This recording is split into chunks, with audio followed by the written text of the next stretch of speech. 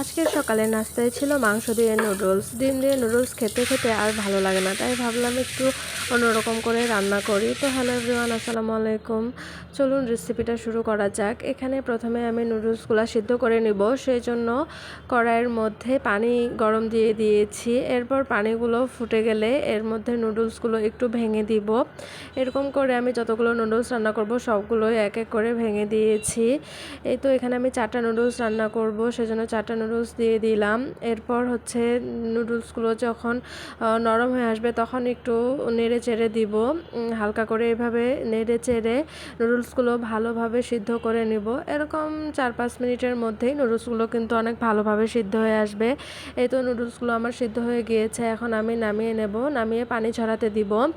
তারপর এখানে একটা প্যান বসিয়ে দেব। এখানে কিন্তু আমার গরু মাংস ছিল, যেহেতু আমি গরু মাংস দিয়ে নুডলসটা রান্না করব, সেহেতু আর অন্য কোনো কড়াই ইউজ করিনি, এটাতেই করেছি। আর এখানে এক্সট্রা কোনো তেল দেইনি। গরু মাংসের তেলের যেটুকুন তেল আছে সেটুকু দিয়েই হবে। পরে পেঁয়াজ কুচি আর হচ্ছে মরিচ কুচি দিয়ে দিব। তারপর মনে হলো যে তেল একটু কম হবে, সেজন্য সামান্য একটু তেল দিয়ে দিয়েছি। এরপর সামান্য একটু হলুদ গুঁড়া দিয়ে দিব আর পরিমাণ মতো লবণ দিয়ে দিব। দেওয়ার পরে ভালোভাবে নেড়ে চেড়ে এগুলো ভেজে নেব। এরপর ভাজা হয়ে গেলে আগে থেকে আমি মাংসগুলো একটু ছোট ছোট করে কেটে নিয়েছিলাম, কারণ অত বড় বড় মাংস নুডলসে দিলে ভালো লাগবে না, সেজন্য একটু ছোট করে কেটে নিয়েছি। এগুলো এখন দিয়ে দিব। দেওয়ার পরে মাংসগুলো একটু ভালোভাবে ভেজে নিব।